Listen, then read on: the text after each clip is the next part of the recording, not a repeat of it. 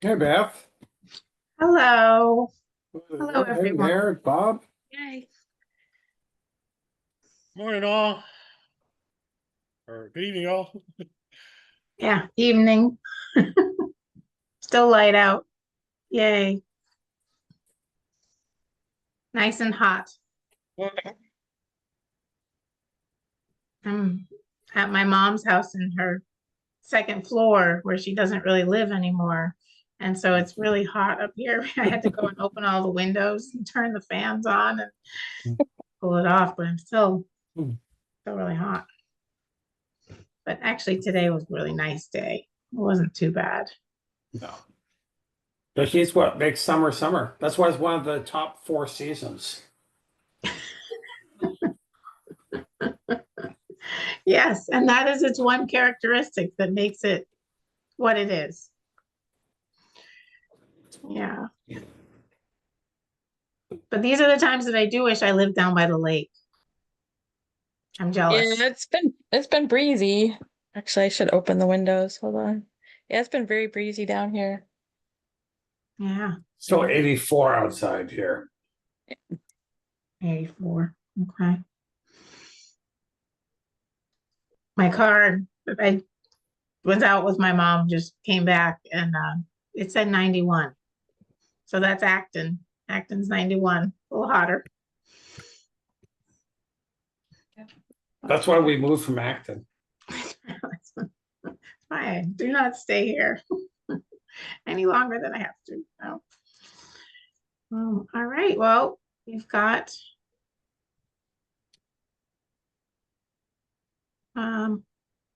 everyone. Yeah, there's only 4 of us nowadays, right? Um, all right, I will open the meeting then. It is 7:01 on July 24th, 2025, and I'm calling this meeting of the Shutesbury Conservation Commission to order. This meeting's being recorded. Welcome, everyone. And first on our agenda is comments from the chair. I have a few things written down. One, I think you guys all got the email from Mateo about the Shutesbury Code of Conduct. I haven't looked at it yet, but there's this new code of conduct, which sounds like a great idea. And as a committee member, you need to read through it and sounds like sign it and get it back to Haley at some point. So be sure to look at that. That's an email, Beth. That was an email. Yeah, Mateo forwarded it to everybody. How long ago did he send it? I don't know, Mateo, I'd think say it was 2 just the other days day. ago, maybe? When was it, Mayor? Yeah.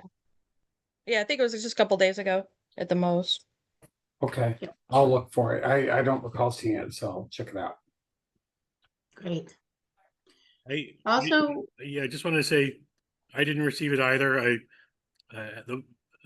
A catastrophic thing happened to me. I lost my phone, and I'm rebuilding repopulating all of my people in it, and apparently, the contact that Mateo may have for me isn't coming through. So, Mateo, I'm going to be reaching out to you. Okay. Actually, Yeah, it was then sent. just let me know. It was sent this morning. Oh, okay. I haven't checked my email this morning, yeah. so.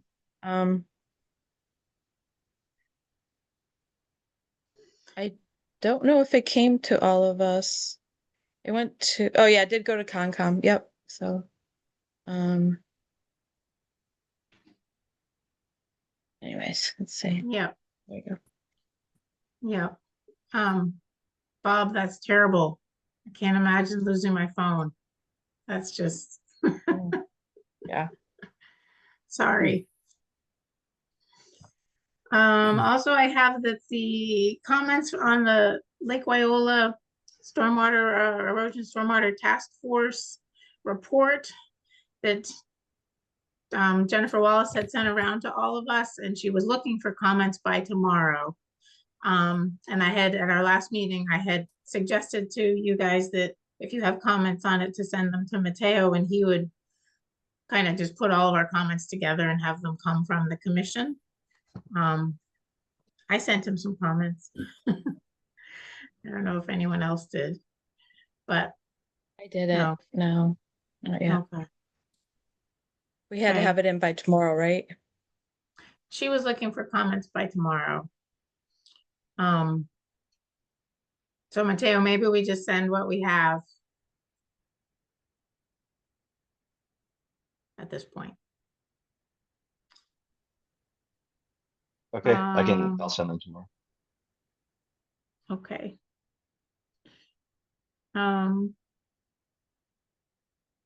The other thing having to do with them is that they also emailed us about some events that they've planned coming up with FERCog.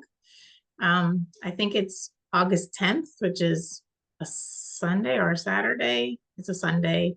They're going to have somewhat sound like great events, especially if you have children or grandchildren over at the Lake Wyola Association building, and it's probably outside. They're going to have what I call water tables, the Enviroscape tables set up, which show you how I've used them before, that show the effects of stormwater. That it's sort of like a little mini city almost, and the kids can play with it, and the water flows down and it shows where it goes, and it shows how if there's a little bit of free soil, it ends up down in the little pond. They're gonna have that. I think they said they were gonna have ice cream. And there was an email from Jennifer with the flyer from FERCog for that event. And then also on the 12th, 2 days later, there's gonna be an evening webinar, I think again, sponsored by FERCog. That's on stormwater. So if people want to sign up for those things, I think you have to sign up for the webinar, which I'm going to go to that. The day events, you just show up if you want to go to the events. And what else was I going to say? We have been advertising for our new member, so we're down one person. And Mateo has put out the word, which is great. So we'll see what happens with that. I have also talked actually to Jennifer Wallace about being on, and she's considering, but after my conversation with her, it was sort of, the two of us decided that it would be good to advertise too, just in case she really just wants to devote her time to the stormwater task force, whatever the next version of that group is. So yeah, so that's where we are with that. Those are the only things. I was also just wondering if, so Bob, you went to the luncheon that was about the changes to the Wetlands Protection Act? Yes, and I was going to bring it up as a late item. Is it okay if I talk about it now? Probably about 2 or 3 minutes. Yeah. Yeah. So, those of you who are Wetlands Protection Act fans, as I am, and have noticed that it hasn't changed roughly in about 15 years, will be excited to learn that they're rushing through a new set of changes. Now, the good thing about it is typos that have been on the books for at least a decade, where it said 1,000, it really should be 100. Well, they're changing that now, so that's great. There's also a considerable amount of money that will be available for land purchases, as well as for the MVP type programs, municipal programs to improve the environment. Now, there are a couple funky things in it that are odd. For example, should we have an order of conditions that is appealed? Currently, it goes to kind of a lower office at DEP, and then it gets bumped up to adjudication and eventually the courts. My understanding is that the new nexus would be for an appeal to go not to DEP but to Superior Court. So it would be dealt with kind of at our town level, which is a lot different. There's some good things and bad things about it. I'm curious what your opinions are, other commissioners. The tough thing is that I think at a homeowner level, it makes it very expensive, because instead of a $200 fee to take it in front of DEP.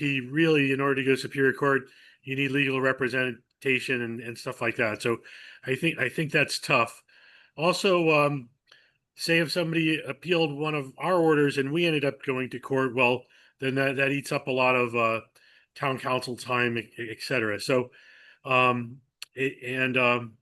think my final thing is that they will vote soon to adopt regulations, but they haven't shared the regulations yet. So that one, I think I find that a little suspect. Um, so, so good things, interesting things, and there isn't a lot of comment period on it. So I know that MACC is putting some points that they find good and bad with it, and they will be likely distributing it to our commission. So that ends my my summary. Thank you. Thanks for going and thanks for the summary. Yeah, that's all interesting. I'm glad to hear that MACC is gonna send comments. Because often we can kind of jump on board with them as a supporter of whatever comments they're submitting. But I know the new regulations have certainly gone through a lot of review and comment periods and stuff like that, but they're still not out yet. But I think there's some pretty significant changes to those having to do with all kinds of things. But I was thinking stormwater, but other things too. So maybe we should find some summary documents online that are talking about those changes too. I can look for that and send that around. But that's all interesting, especially like you were saying, the change in the appeal process. I didn't know about that. That will probably change things. Of the things talked about, that'll probably change things the most. I think Yeah. there is some relaxing of housing requirements as well. If there's a linear project that crosses several towns, which happens all the time for utilities and things like that, then that would be dealt with at the state level as opposed to at the town level. So that's an interesting change too that could affect us in Shutesbury. Yeah, that definitely could with the transmission lines we have. Interesting. All right, well, thank you for that. I think that's all I had for comments. All right, next is review and vote on the minutes of July 10th. Does anybody have any comments on those minutes? All right, looking for a motion to approve the minutes of July 10th. I'd like to move that we accept those July 10th minutes, please. Second, Second. all right. Douglas, Hi. Fox, Aye. Khan, Aye. and Wilson. Aye. Next is site visits update. Mayor, you just sent us a couple, so that's great. Just in the nick of time. It's been a busy week. So the first one was 58 Lake Drive. They added to their deck and then and changed the course of the stairs. Jan and I had been out there, I think, and Bob, I think, was in January to look at that. And yeah, everything, the pictures, I touched 2 pictures. Everything was growing in. It looks, I think they put sod in, so it all looks, they put some Goshen stone in there as well, leading down to the down below the deck. So yeah, it's all looks good. And I didn't see anything out of the ordinary in the pictures. Did I fill out? I think that's my second time filling out the form. Did I fill it out properly or It looked good, yeah. roughly? It looked Roughly. fine. Okay. Yep, it looked good. And then the lake, I mean the lake, the that was 58 Lake Drive. Then the library at Leverett Road. And then I attached some of those photos. Um I toured that and I think, can't remember that, I think that was the 17th, but I attached that form as well. And then I just attached a bunch of photos, just more from the perspective of everybody could see like the sediment that's ending up in these retention ponds uh and um and just things that had washed into, especially behind the library, like heading so that would be south, I believe, um behind the library. And they even put like on the third photo, it shows that they put um some gravel there to kind of as a berm almost to keep water from flowing into the retention pond. Um and clearly also things had, you know, I guess next time I should probably like just include Jan's photos from the beginning and then, but I don't know if that's even relevant because they're supposed to clear those out, you know, and they did put gutters in, which I did not put in my comments, but they put some gutters in the on either side of the doors in the third picture. So, and then that will go along, the gutters, the water flows along the outside of the building, from what I was told. And the only area concern, which I think has been Jan's area concern all along, is in the first picture, which is shows that the sand had gone over some of the buffers there, you know, but it did not go outside so no sediment went on the outside of the black, I forget what The you call silt it. fence. Yeah, Silt silt fence, thank fence. you. Silt fence. So nothing went outside of that, but it did cross over it. So, um, and they said they were gonna put another one on top of it, specifically, like I said, in the first one. And then the last photo is again that last retention area that is right on Leverett Road, and they also acknowledged that that's all got to be, you know, redone. So I was told that once they were working on the siding, that once they got the siding done, that they would then be able to start working on the you know, grass and whatever shrubbery and things like that. And that then they would thereafter, I guess, do those retention ponds. So there's a process, I guess, that they have that. But I mean, I think if anybody went back and looked at the photos from when Jan was doing all the site visits throughout this time, you know, they acknowledge that they do need to redo these retention ponds, so I don't think there's any question about that. So, I guess same as it ever was, you know. What I mean? Yeah, it's sort of like the silt fence and the wattles are holding. And it's Yeah, just like we hope they yeah, hold until they can start doing the landscaping and the yeah, vegetation and all that. And then, yeah, like you said, they have told us many times that they will actually redo those right. detention ponds so that they function as an infiltrating Yeah. stormwater BMP. So it's good. It doesn't sound like anything drastic has happened since the last walk around. So that's No, good. I do miss Jan though, because she did the scheduling and she would just say, "Hey, are you available this time?" And then I would say yes or no and I'd show up. So like, so now it's I'm doing a little bit of that kind of stuff in my normal day. But yeah, it's all working out so far.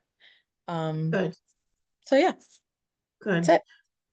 Well, and I'm sure, Mateo, I don't want to like add to your workload, but I guess if Mayor has doesn't have a lot of time for scheduling site visits, I think Mateo could help you a little bit with that too, if you don't Well, have I time. mean, like I said, like last time, like if the homeowner could be included in the email, that makes it just so much easier because then I can just Mhm. start talking, you know, what availability, especially here at the lake, because you know, I do work still work from home a good amount of time, so I'm here, Good. And did the folks at 58, it's Lake Shore Drive, or no, just Lake Drive. Lake, yeah. Did they say now, so now they've had their inspection, now they can submit an application for a certificate of compliance? I thought, yeah, I don't know that part. I did know that I did say contact Mateo because I didn't know whether they had done that already so, yeah, I'm not sure if they need to contact Mateo or if Mateo needs to contact them, but they were aware that, that they had done like that I had done my part and I was reporting back to the commission, so. Okay, yeah, Mateo, have they reached out to you? No, they have not since the site visit. Okay, Okay. yeah, they need to reach out to Mateo, or if they're with it enough to know that there's a form, it's a state Wetlands Protection Act form that's a request for a certificate of compliance. Okay, yeah. I can shoot them a quick email, just saying that, or that would, just so they know what they need to do next. Yeah, he's on the site visit email, so his Okay. email address is on there, so. Cool. Great. All right, next is land management update. Scott, do you have anything? Maybe a couple things. I drove by the West Quabbin Woodland parking lot that the town highway department had created for us, and it looked really good. They had rocks outlining it and had packed gravel in there. So much appreciation to the highway department for pulling that together. I think next steps there would be signage, and we had talked to Kestrel about laying out a trail.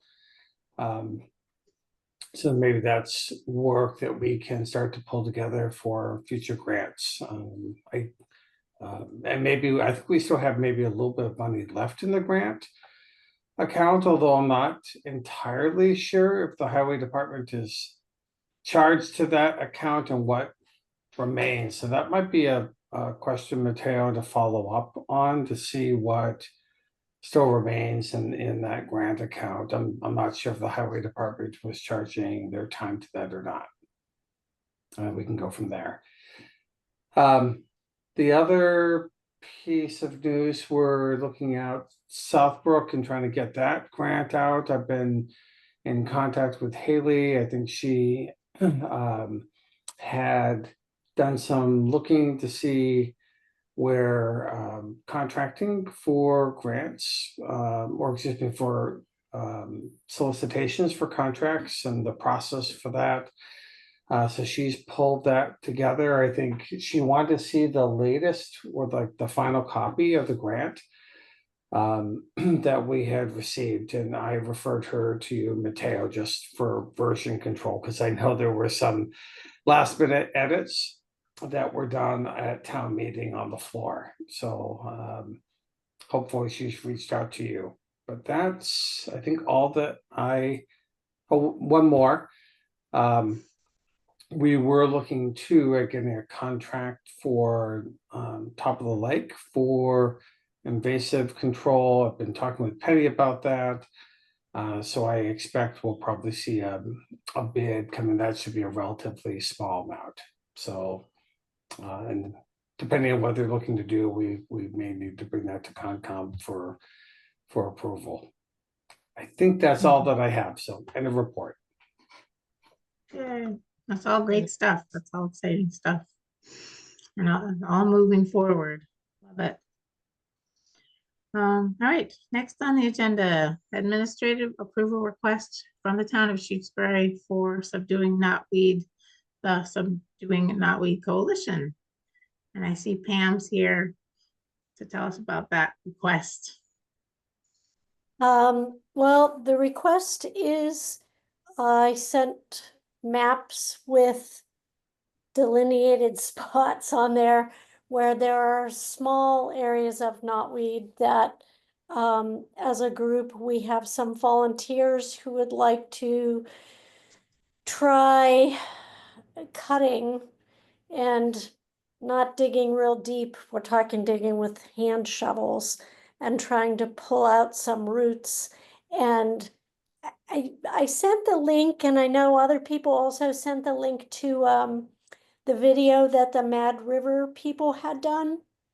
Did any of you, you guys are so busy, I know, to watch that video, but it's really, it was inspiring because up until now, all we've heard, read, researched was that cutting and digging does not work.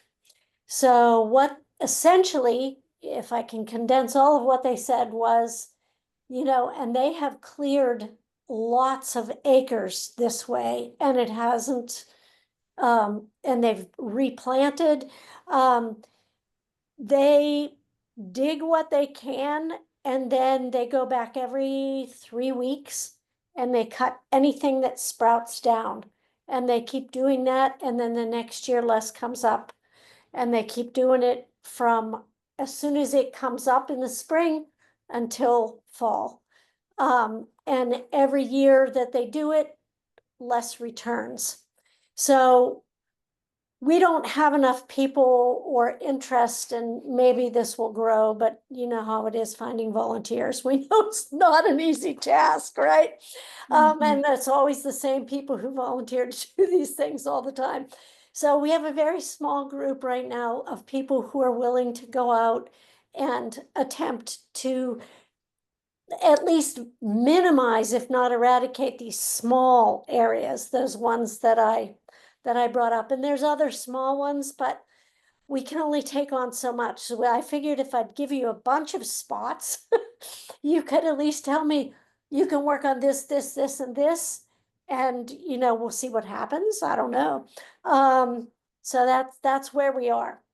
But we really want to do it, and it's just a time-consuming process to get through all these hoops to get this hopefully approved by y'all so that we can get out there and do it. Well, I love the idea of the digging and the cutting. It just makes it easier to not have to have discussions about herbicides, Right. and I feel like if they're small enough patches, I think you're right, the cutting and the digging, but just consistently for a while, it might be doable by a bunch of people. Logically, how much energy can a plant keep going if you don't give it any green? I mean, to me, that's the way I've always felt. And then reading is like, no, those roots stay in the ground and they are lay dormant. And so Mad River's saying, no, that's not the case. Well, good. Glad to hear it. There is hope, right? There's hope. There's hope. Yeah. Yeah. So I looked at the maps and recognized every location as where we Right. went when we did our site visits. Right. So we've been to all of them, and I don't have any issue with any of those locations in terms of having you guys do this type of work, the digging and the cutting. So Okay. I don't have concerns about it. Wondering what the rest of the commission thinks. Bob? Yes, well, thank you, Pam. I despise knotweed.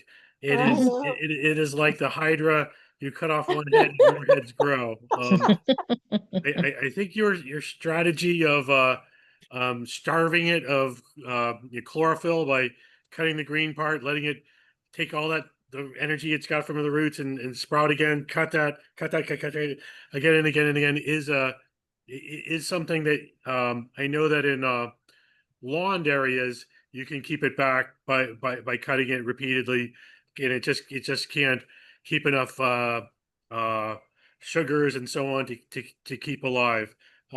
So I certainly share the loathing of this particular plant with you, and salute your efforts. I just and maybe Matteo, you can help me with this.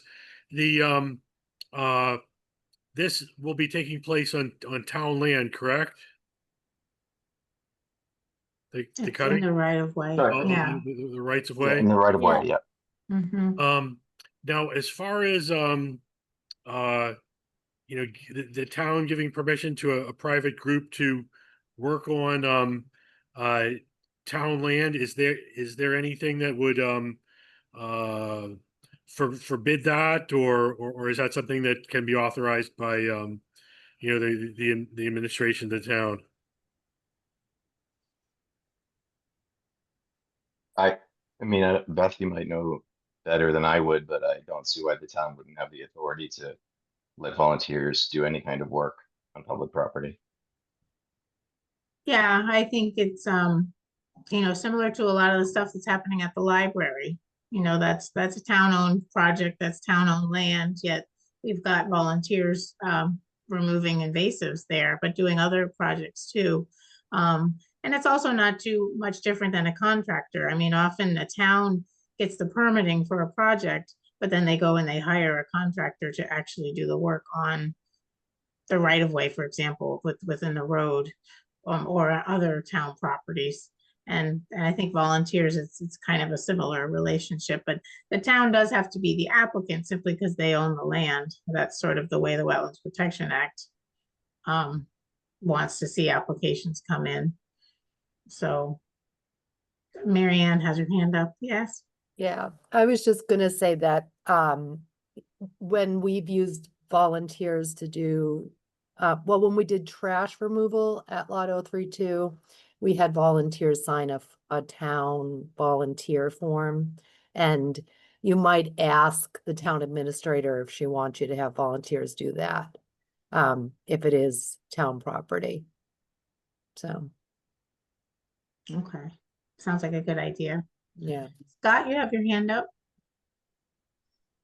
Yeah, thank you. I just want to say, I think this is great that you're all tackling knotweed, trying different things. I'm not sure how well the technique that you're suggesting, if it's uh, ultimately going to prove successful or not. I hope that it is, but I love the idea of trying it Right. and seeing, and we all learn together, and it's a great way to get people together too, and volunteers to learn about knotweed. And yeah, if you want to grow your dislike for its fecundity, as Bob had suggested, I think ripping it out by the roots periodically over the course of the summer will do that. So I have no concerns, and I'm very grateful, Pam, for you and your group and your focus Thank on you. this.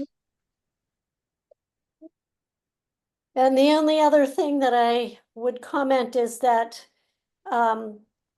we would like to put some small signage on the area, maybe not every single area that we're working, but to let people know that we're working on removing the knotweed this way, and maybe get a little PR for our group that way, and maybe some more volunteers, and and just to let people know, about knotweed. And there'll be a link to our website that, we've actually, things have really slowed down with everything that's happening politically. We're have other folks as well. So, but this is sort of my baby. This knotweed has been driving me crazy for years, and it's like I want to try something.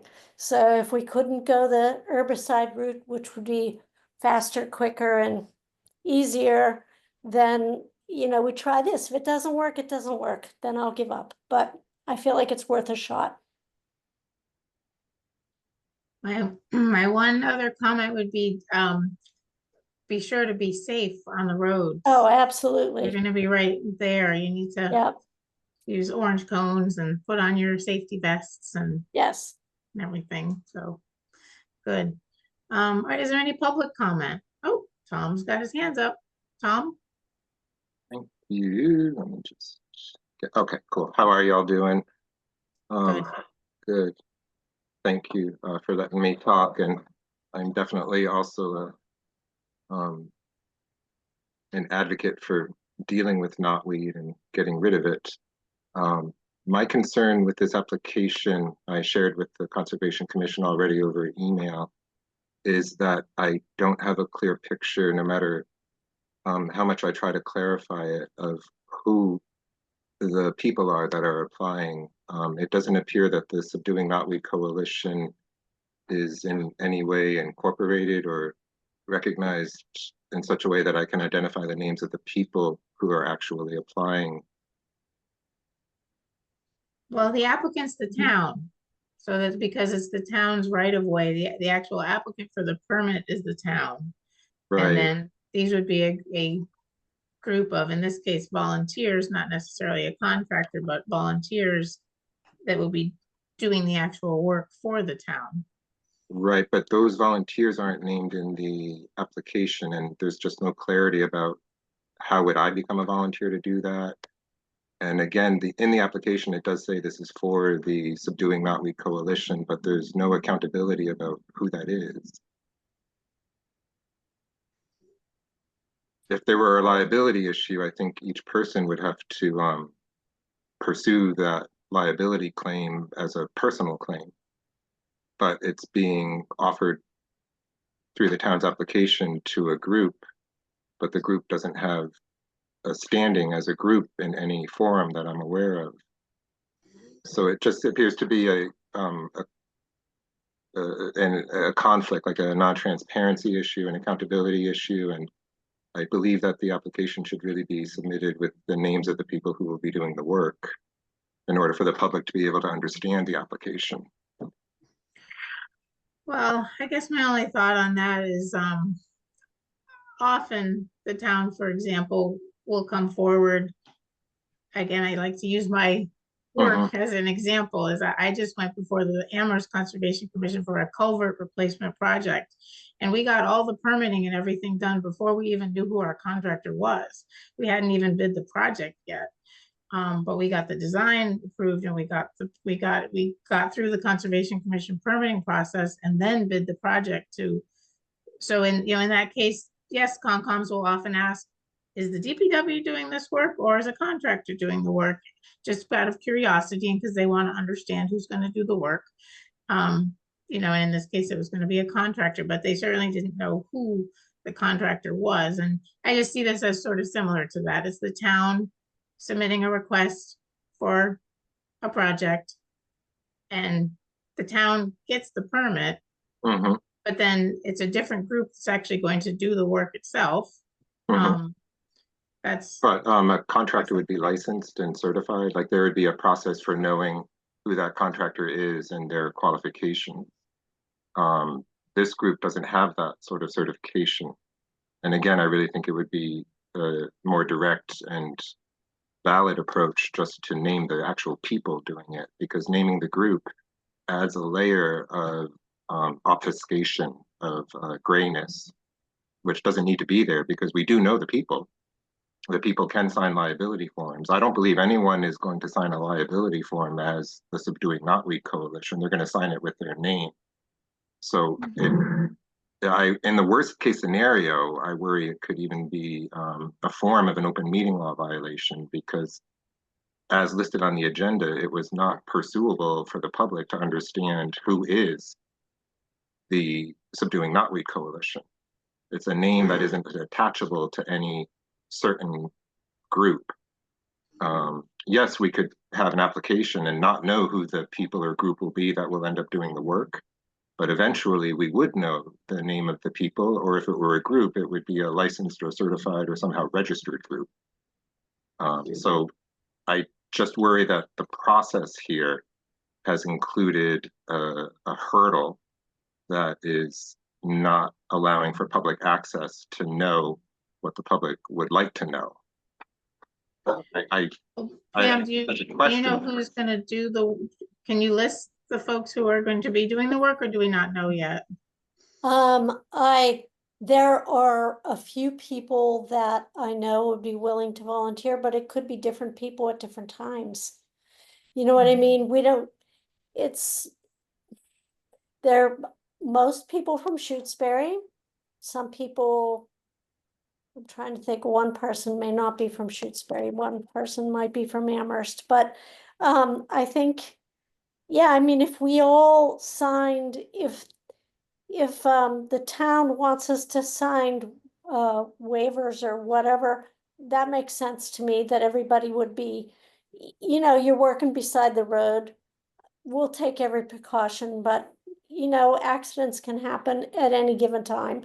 And we want people to, you know, be responsible for themselves. It's not the town that will be responsible if somebody got, say, hit by a car or injured from a shovel. I don't know. You know, I mean, the Mad River people, they have volunteers from colleges. People bring their kids, like everybody volunteers. And granted, that's not right on the road. So if we signed the waivers, then you would know who at any given time might be there. So we could require that everybody who is willing to volunteer sign a waiver, and that way we would have a list of those people. I mean, I can't think of anything else that we could do to, I feel the public deserves or has the right to know who those people are if it's in the application or post-application. But as of now, there's just no accountability for that name, Shutesbury, I'm sorry, Subduing Knotweed Coalition. well, the Subduing Knotweed Coalition, Tom, is a group of people that, it's sort of anybody who wants to belong. You know what I mean? We don't have an LLC or anything like that. We don't even, I mean, our website is not even really attached. We don't pay to have a website out there. It's just a bunch of concerned citizens that are looking for ways to deal with, some people, they're knotweed in their yard, some people want to help with the stuff in the town. It's a wide range of different things, and it's lots of different people, organizations that have expressed interest and have come to our meetings for over a year. We're not any longer having those meetings, but so it's just volunteers. You know what I mean? We're not any professionals or anything. We just have a concern of trying to deal with that knotweed.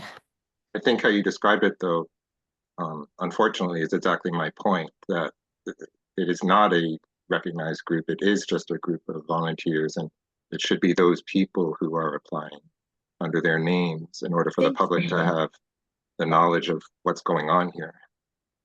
I think you're talking past and not understanding that it's town property, it's a town application, and town residents are stepping forward to volunteer whenever they see fit. So whether they've given themselves a name or not, they're not any kind of incorporated group, one, and two, that, it's fluid. They change. There's so many different types of times over the years that people have volunteered their services to the town right in front of the highway department, where they built a berm and they put all those plants, and they maintain that. And I don't know whether they sign waivers for that. Signing a waiver is, there's no open meeting law violation. I don't know, because they're not a town entity. They're people that got together, probably gave themselves a name because they wanted to, But they're using that, the town is using that name in an application. If we were to display the application on the screen, we would see that it only says Subduing Knotweed Coalition. It doesn't name any people. But also, that would be potentially an open meeting law violation, because we can't know who and what. It leaves an agenda item. But they're not town officials. There's no open meeting violation if there's no town officials that are on this volunteer board. Like, they're not recognized. Agenda item, in the wording of the agenda item, because as the agenda was posted, it included information that was not researchable. Okay, but what is it that you're looking for? I'm unclear as to what you're exactly looking for. I think one rectification could be to submit the application, if from the town, with the names of the people who are known now who would work on it, or without the name of the group. They're not applying. The town is applying. They are not applying. They are just working on it. Right, once but they're it's named allowed. on the group is named on the agenda, and the name of that group is not researchable. So just on that point, there is an agenda item that could be a violation of the open meeting law. because agenda items are not supposed to be confusing or incomplete. And so one rectification potentially could be to include this as an agenda item just from the town and not name any coalition or people, and as they come, they become volunteers who sign waivers and whatnot, but as written, it includes the name of a group that I isn't think- a group. Right, Tom, I think Haley weighed in on that. I thought that I think she did, Haley Right, yeah. but looked she into might be what was wrong in too. the I mean, it agenda. would be, she weighed in on whether the agenda item would be changed from, the original agenda item last meeting was administrative approval request for the Subduing Knotweed Coalition. That was changed to administrative approval request by the town for the Subduing Knotweed Coalition, but it still leaves the name of the Subduing Knotweed Coalition in the agenda item. It would be akin to having the name of a person who doesn't exist. If it said John Smith and I couldn't find who John Smith was, for example, Okay. or Jane Smith, or So she wrote that, I wrote the agenda item, this is Haley, Hmm. as I did, right? Was it? No. It well, that was Mateo. before it was changed to the current So- agenda item. So Right, I'm talking about the current Administrative agenda item for this approval. meeting. request for the town of Shutesbury. So,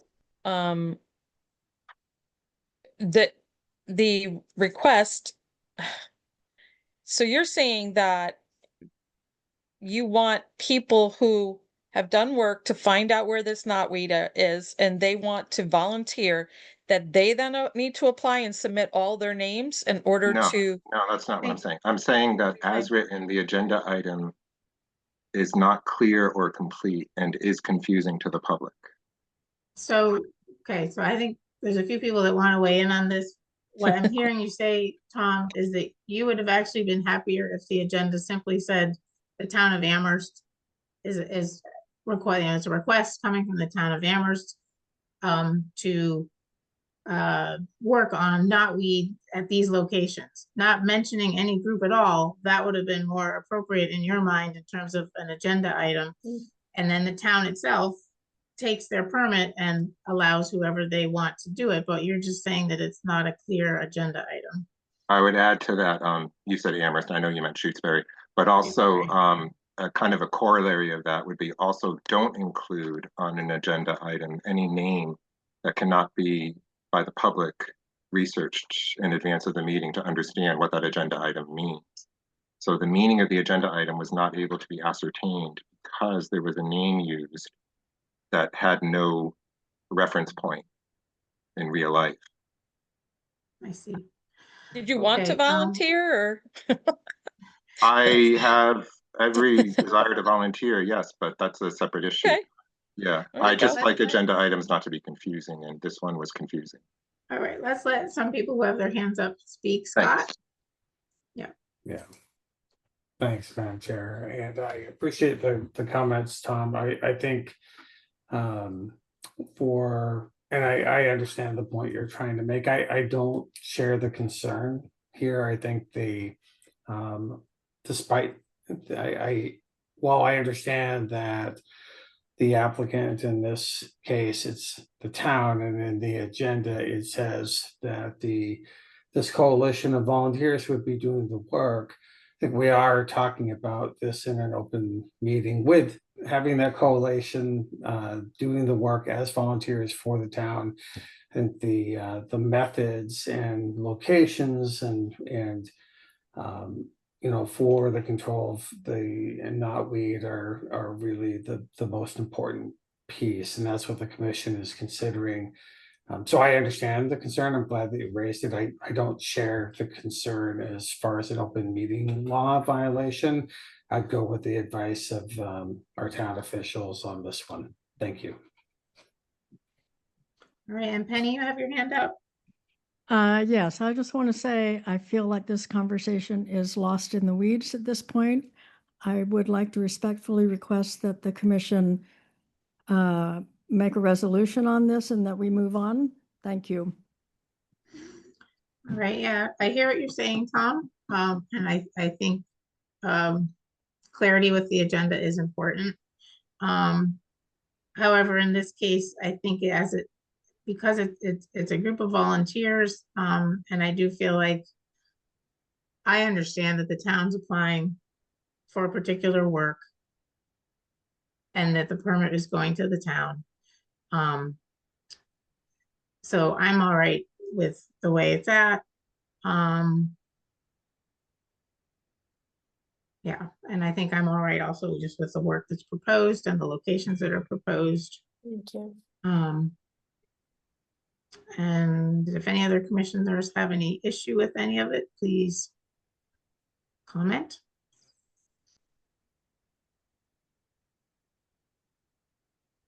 No, okay. All right, so if nobody has any more comments, Penny, you still have your hand up? Did you want to say anything else? No, okay. And Mateo, you had your hand up for a minute. Did you have a comment? Nope. All right. So I'm looking for a motion to issue an administrative approval to the town of Shutesbury for addressing knotweed issues at multiple locations that were provided in the request.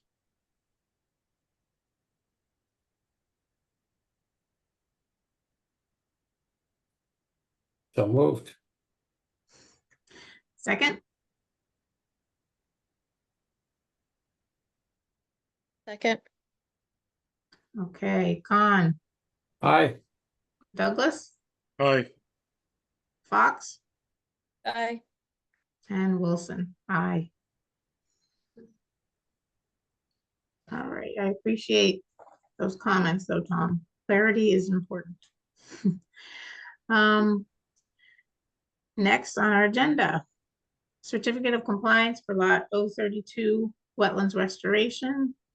And Marianne is here. Hi, I think Penny's here too. And Penny, So, sorry.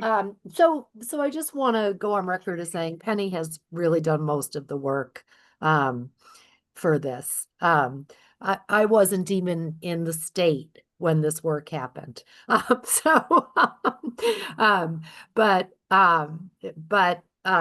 I am the town employee who has been, in charge, but I just want to thank Penny because she, brings so much expertise to the table and shares her knowledge and works on behalf of the town and on behalf of the environment.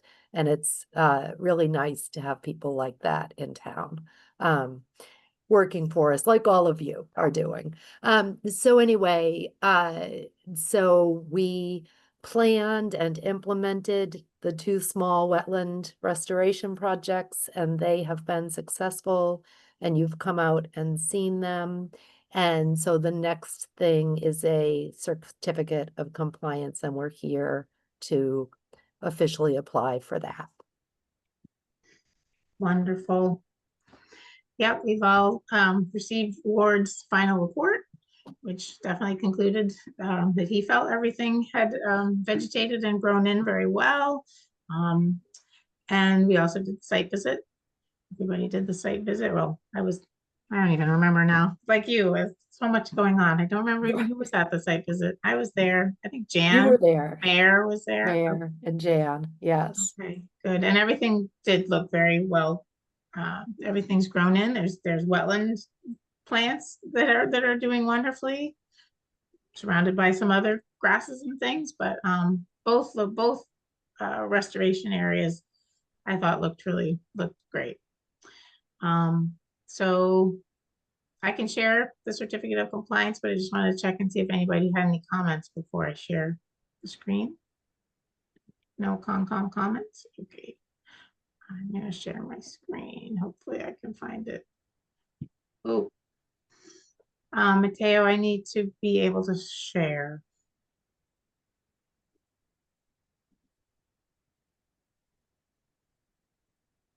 You should do it. That's right. Yay.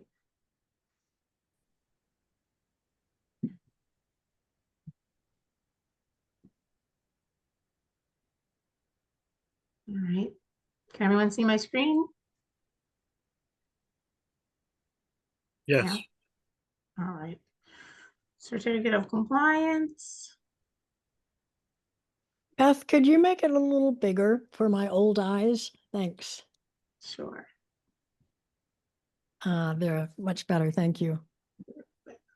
Okay. All right, so we've got just a general project information that comes right off of the order of conditions.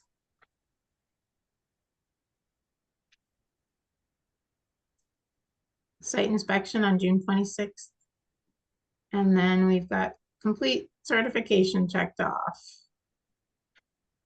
Yay. Yay. Did you want to say town of Amherst or town of Shutesbury? Under I just 3. can't get Amherst out of my head. Thank you.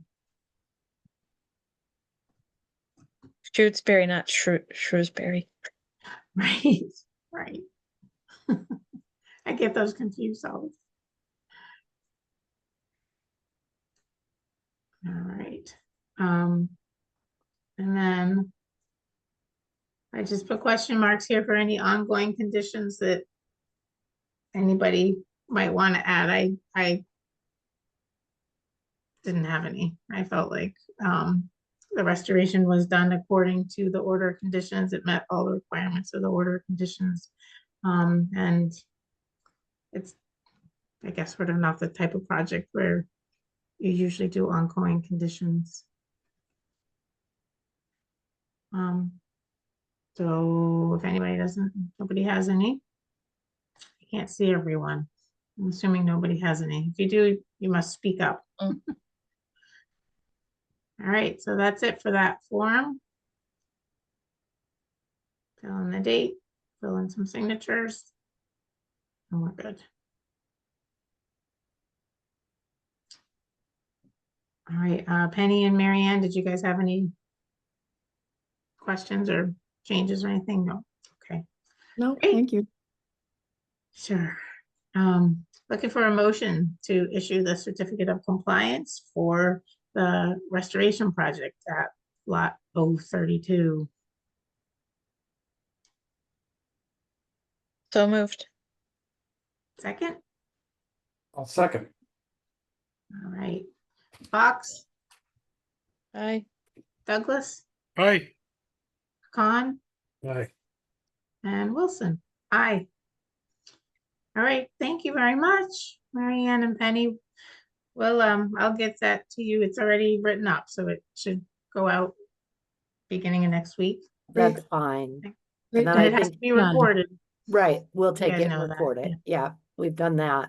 So a few times. So by the Yep. end of this, I'll really know the whole ropes. So Then you can be on the Conservation Commission. I could. All right.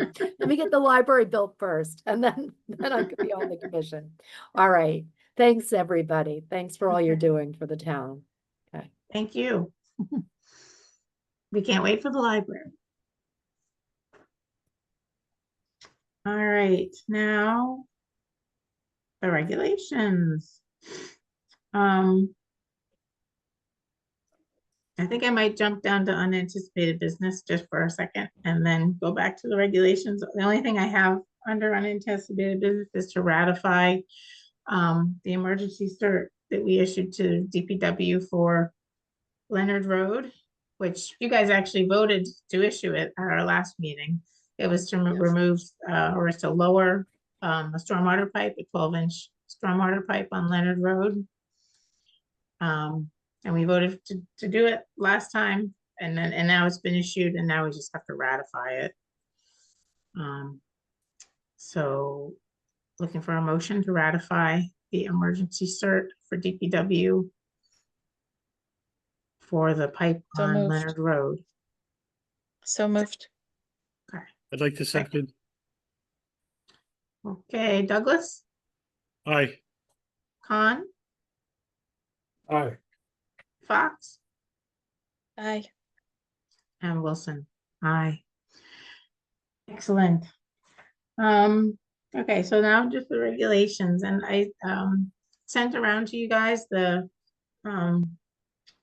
the definition section, because I realized as I was going through and finding areas that I still thought we might need to talk a little bit about, that stood out right away as oops, we skipped over section 2 when we were going through, and we said we would go back to it. So if we could just take a look at that. And I actually feel bad I haven't had a chance to go through the whole thing. I started going through, but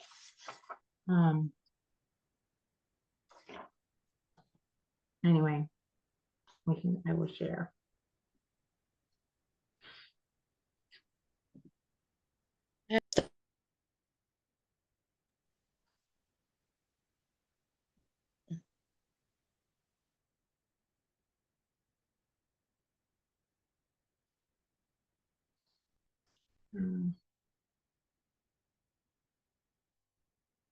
Whoops. I want to make it bigger.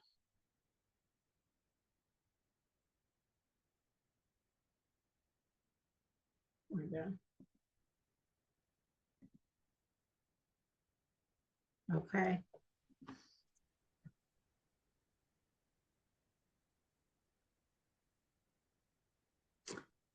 I had no comments on the definition of the abutter. It's clear. You know, we've always done 100 feet. And just to clarify, Beth, so within that 100 feet, there could be actually several different homeowners and they would all be considered abutters, correct? Yes. Right. Right. It's within 100 feet of the property line, and it's right. So it's not just the butters who are right next to you. It's any houses, and yes. And then it does have some of the clearer definitions of, so if it's a parcel that's over 50 acres, then it's 100 feet from the actual project site, not the boundary of the property. I think that makes sense. I think that concerned abutters that may be directly affected by a project would be within the 100 feet. So I think it's completely reasonable in both senses. 100 feet from the property line for the smaller lots and 100 feet from the project site for the largest ones. Okay, I agree. I know some towns do more than 100 feet, but I feel like in Shutesbury, 100 is okay. All right, and the act is fine. Activity. Okay, don't continue damage. Yeah, and I was okay with the definition of activity.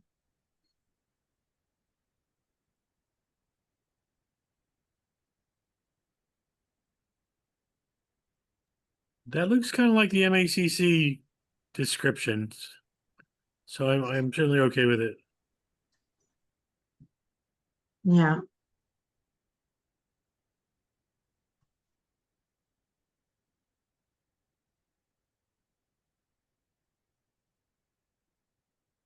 Adaptation was fine. The aura. What was it? I don't think I was on when you guys started with the definition. So what was it that you were just looking at the definitions, or just the changes, or like the highlighted red areas, or the stricken out areas with black? Like what was it? Or just everything in general under definitions? Yeah, we're just going through the definitions. Okay. Yeah, so it's been so long since I even, so this version is the version that we've been editing, but I think it doesn't necessarily show those changes that were from kind of an older version. So that goes back to when Miriam was working with this file, and she had taken an older version and added to it. So the red parts that you were seeing, I think if you're seeing actual changes to section 2, those are kind of previous, because this is the first time this group of people this commission has gone through section 2. Oops. Okay, So like the version I'm looking at here has no changes to it. okay. Yeah, the version I'm looking at, I think you had sent out has highlighted in red competent sources. That's the first change I see. So I wasn't sure if that's what we were just simply focusing on, but now I understand. Now, yeah, we just started from the beginning Okay, and the A's. All right, the aura.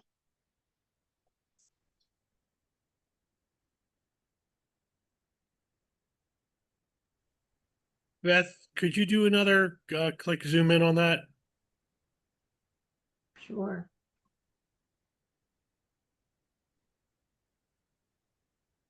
Like that? That's a huge help. Thank you so much. Okay.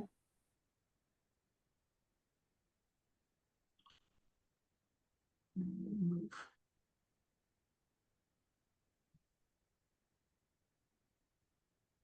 All right, does anybody see anything they want to change with the definition of the aura?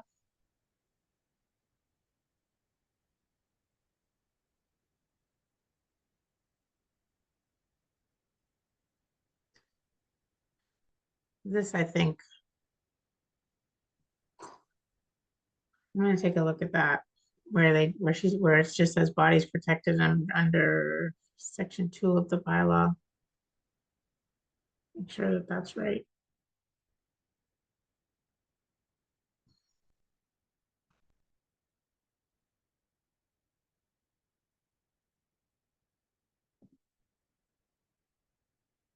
Um,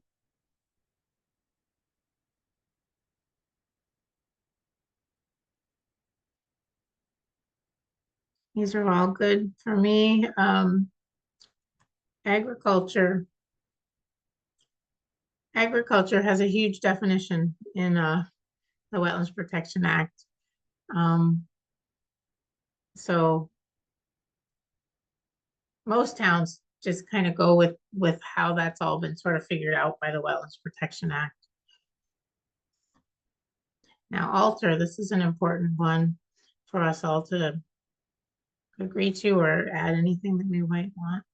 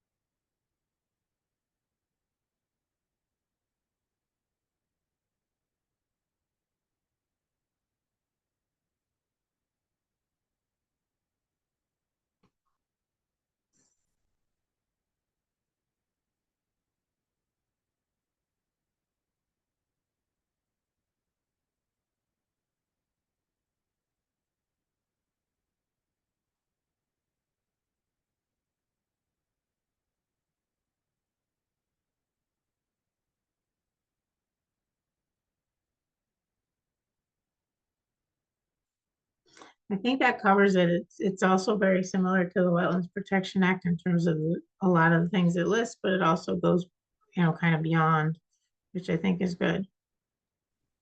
I agree. It is good to be a little bit more strict. Can you scroll down to 15, please? Can you give me an example of what's meant by incremental activities which may have a cumulative effect? I think that is probably referring to more than one project on the same parcel. So, one project comes in that has a certain amount of alteration that then gets permitted through some form of mitigation or restoration. And then the same homeowner comes 2 years later with more work for the same wetland area. That's, I think, what they're trying to get at. Gotcha. Thanks. I understand it better. Thank you. I appreciate it. Yeah. Sort of incremental, meaning that the time, they're done at different times, yet in the end, it's a cumulative effect on the resource area.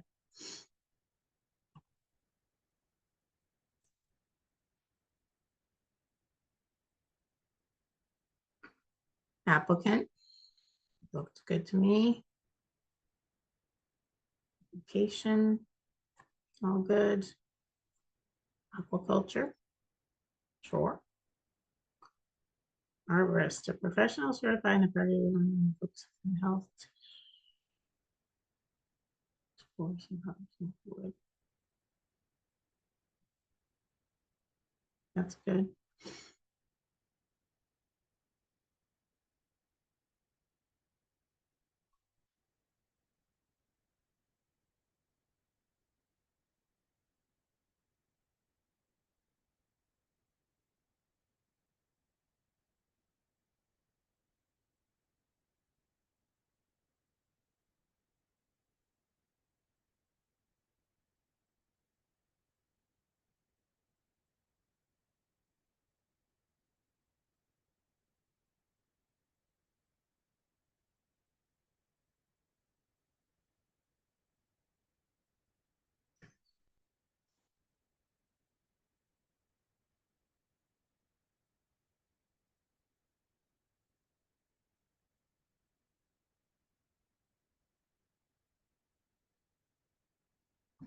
We went through this when we,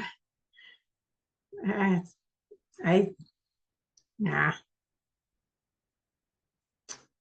just a second. I'm gonna go look at something.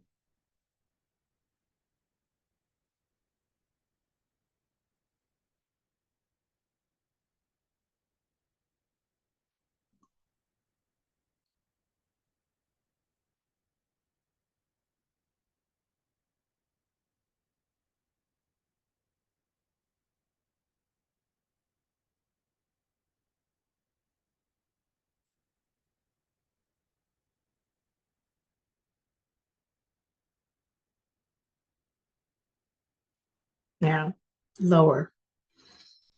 It's the mean annual, it's the upper boundary, it's the observable break in slope or the mean annual flood rate, whichever is lower in elevation.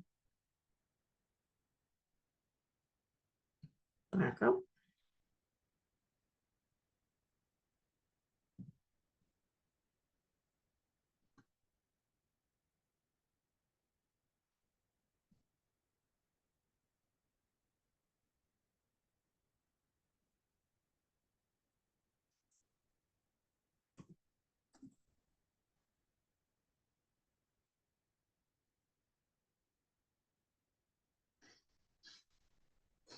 Oops.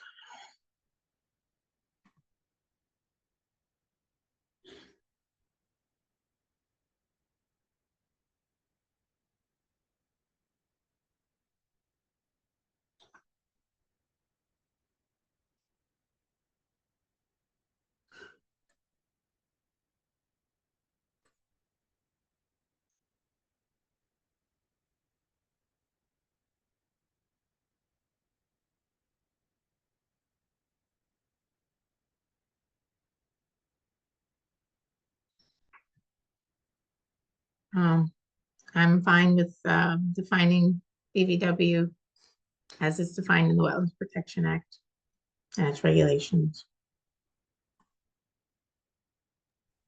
Same. Yeah.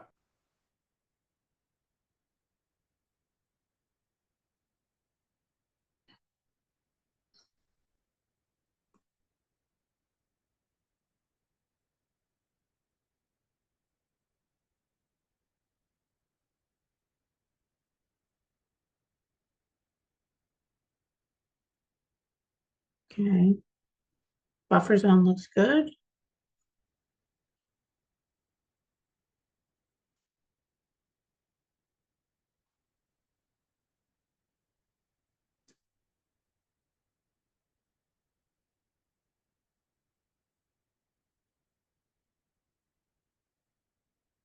I went too fast. I was trying to go faster.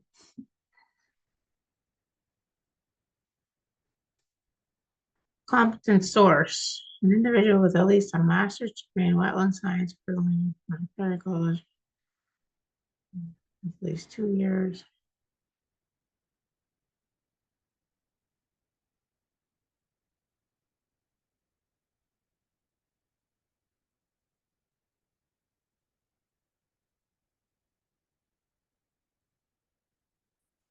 I like the competent source definition. Is everybody good with it? Okay.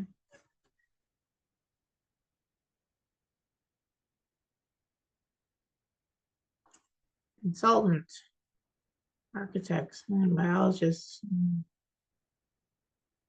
It's good. Cumulative effect.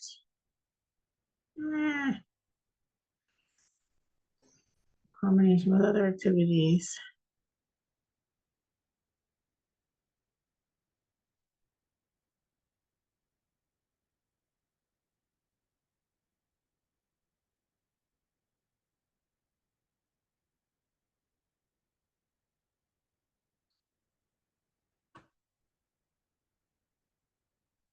Good.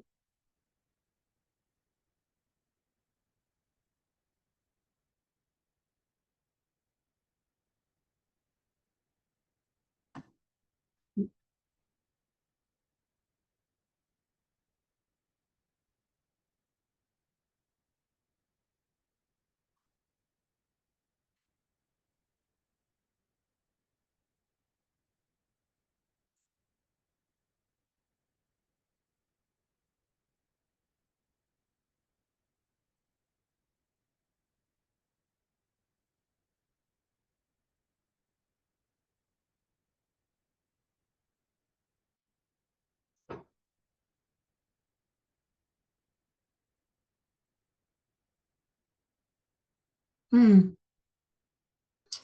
don't know about this definition of discharge.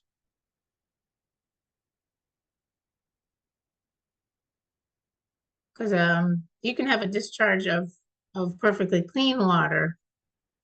You know, I feel like that word is used simply, I guess I should see how it's used in our particular regulations, but often it's just used, you know, there was a discharge of water. I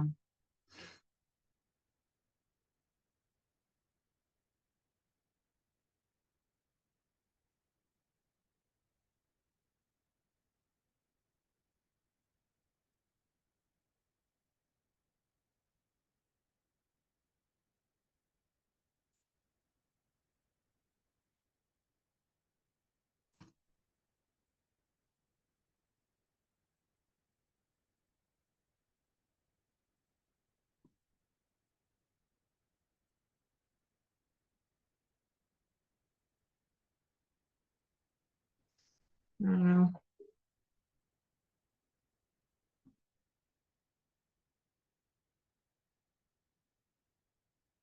I feel like changing this to just water or fluid, liquid. A release of a liquid from a confined, concentrated, confined, concentrated, or directed, which has been confined, concentrated, or directed.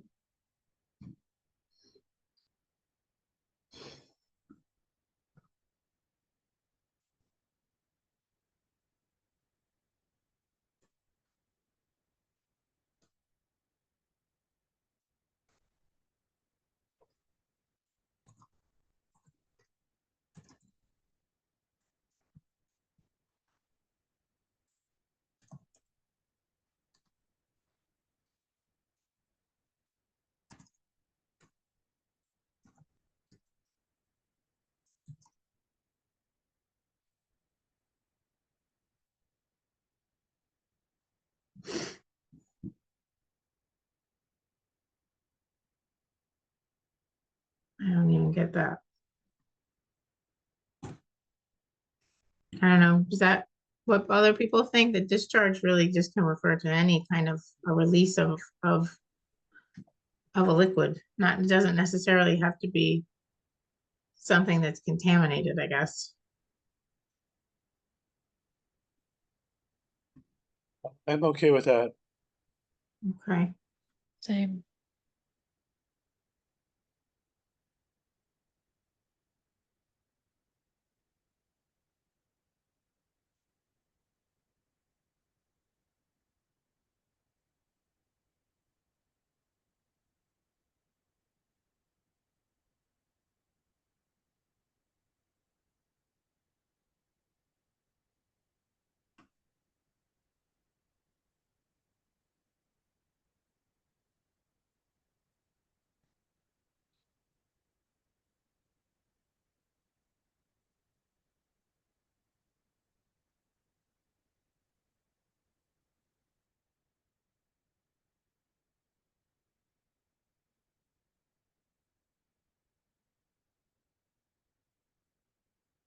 Hmm.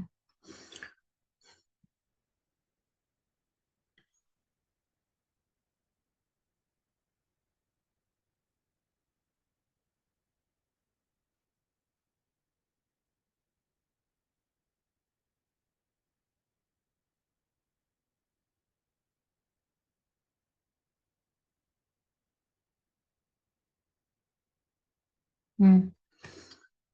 Suppose that's okay. What do people think about the definition of fill?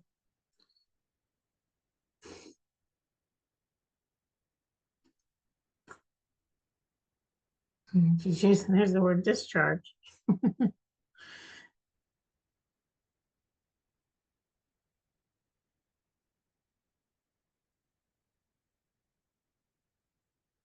Hmm. It's hard to get them absolutely perfect that it would apply to every situation and not apply to other ones, so it's a Yeah. kind of a balancing act, but I'm okay with it. Yeah, me too. Feels like you can definitely fill other areas that aren't resource areas, but I suppose where it's used in this document, they're only referring to resource areas. Hmm.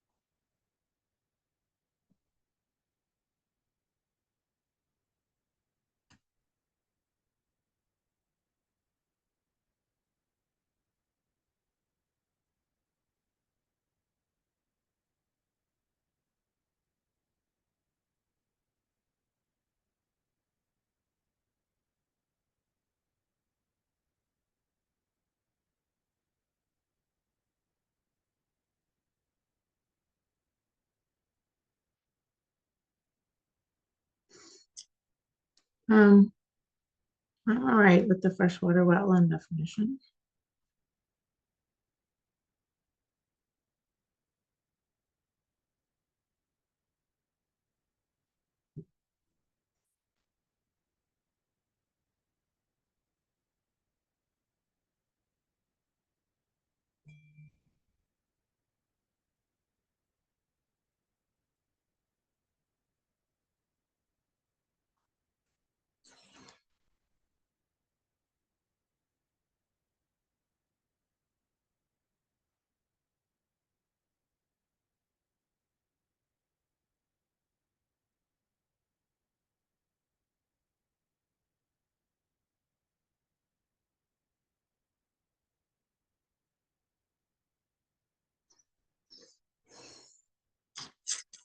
And just scream out if you see something you don't like.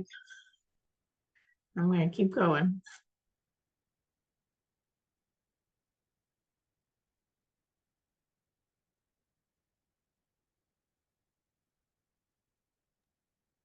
I'm afraid I'll have to bow out at 8:30. You're bowing out at 8:30? No, All right, what we can do with this is, I'm fine with that. So I haven't really, gone through the entire list and just made edits. Maybe everybody will have a little bit more of a chance to go through it before our next meeting. And I have already gone through the rest of the regulations and sort of identified a couple areas that I think we need to just go over one more time. And those really shouldn't take long, just a second, just one more look at those sections. So maybe at our next meeting, we quickly go through the rest of the definitions and just note where people have questions on any of them. And those other two sections that I wanted to go through. So one is the buoys and the floats. And now I'm forgetting what the other section was that I thought we needed to take another look at, but I will let you guys know. And so let's get that done at our next meeting. And then I think if we get through that at our next meeting, then at our next meeting also, we can maybe set the date for the public hearing. Because then we really kind of have a document that has all of our edits in it then we've really gone through all sections. So I'm gonna stop sharing. So, next meeting, definitions, buoys and floats are a guarantee. And one other That's section good. that I noted that I thought there was something that I wanted to ask us to look at again, Okay. but I don't remember what it was. Okay.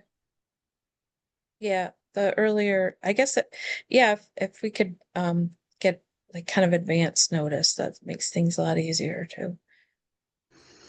Yeah, and I can send, like I sent the definitions Right. sort of separately Yep. to you guys, so you don't have to go back That and was try to good. find these things and old things. I can Mhm. send you Yep. those two sections also. That'd be great. Thank you. All right, so that's it for our agenda. All right, so take a motion to adjourn. Motion to adjourn. Okay, I'll Second? second.